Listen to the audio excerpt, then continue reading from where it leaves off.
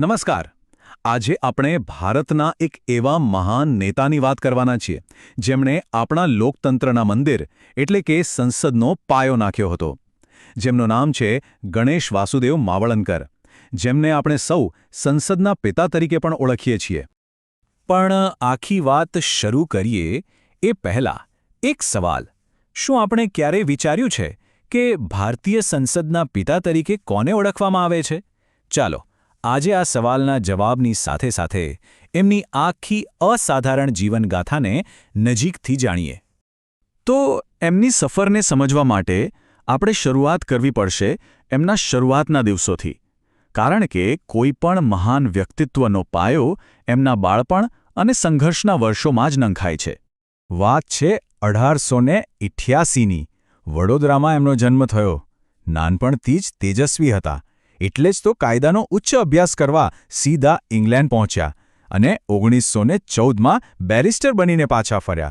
અને પછી 1917માં અમદાવાદ મ્યુનિસિપાલિટીમાં જોડાઈને એમણે જાહેર સેવાનો માર્ગ અપનાવ્યો. અને પછી એમના જીવનમાં આવ્યો એક નિર્ણાયક વળાંક. ભારત પાછા ફર્યા પછી એમની મુલાકાત થઈ સરદાર વલ્લભભાઈ પટેલ સાથે.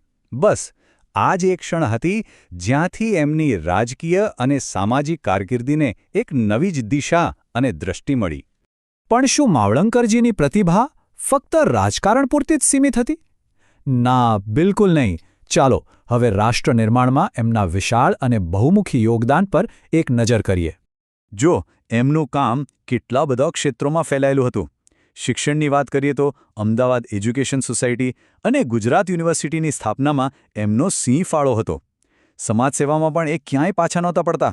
કોઈ પણ કુદરતી આફત આવે એ હંમેશા લોકોની મદદ માટે હાજર રહેતા. અને રાજકારણમાં તો એમણે ઇતિહાસ રચ્યો. સ્વતંત્ર ભારતના સૌપ્રથમ લોકસભા અધ્યક્ષ બનવાનું ગૌરવ એમને મળ્યું. અને આ બધી જ સિદ્ધિઓને લીધે એમને એક એવી ખાસ ઓળખ મળી, એક એવું બિરુદ મળ્યું જે આજે પણ ખૂબ જ ગર્વ અને સન્માન સાથે લેવામાં આવે છે.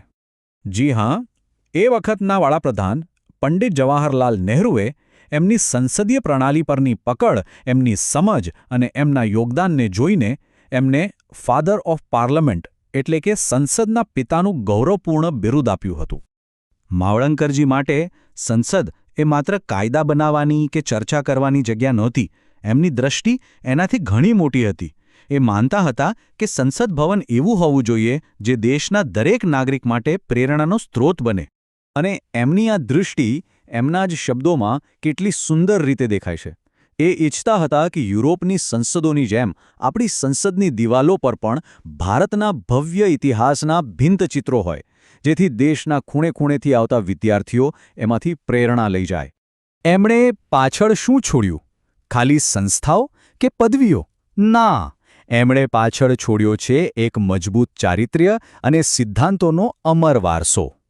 એમનો સાચો વારસો એમના આ સિદ્ધાંતોમાં આજે પણ જીવંત છે. પછી ભલે એ અણિશુદ્ધ પ્રામાણિકતા હોય, નિર્મળ ન્યાયનિષ્ઠા હોય કે પછી નિઃસ્વાર્થ સેવાવૃત્તિ. આ ગુણો જ એમના વ્યક્તિત્વની સાચી ઓળખ હતા. અને પછી એ દિવસ આવ્યો, 27 ફેબ્રુઆરી 1956. જે દિવસે ભારતીય રાજનીતિના આકાશનો એક તેજસ્વી સિતારો હંમેશા માટે અસ્ત થઈ ગયો. એમના અવસાનથી આખા દેશે એક સમર્થ સપૂત ગુમાવ્યો, એમાં કોઈ શંકા નથી. પણ ગુજરાત માટે આ ખોટ એનાથી પણ ઘણી ઊંડી હતી. કારણ કે ગુજરાતે તો પોતાના સાંસ્કૃતિક ઉત્થાનના એક અનન્ય ઘડવૈયાને ગુમાવ્યા હતા. તો અંતે એક વિચાર અહીં છોડીને જઈએ. ગણેશ વાસુદેવ માવળંકર જેવા મહાન વ્યક્તિત્વનું જીવન આપણને શીખવે છે કે કેવી રીતે એક વ્યક્તિની દૂરદૃષ્ટિ, એની દીર્ઘદૃષ્ટિ આવનારી અસંખ્ય પેઢીઓ માટે પ્રેરણાનો અનંત સ્ત્રોત બની શકે છે. અને કદાચ આ જ એમનો સાચો અને અમર વારસો છે.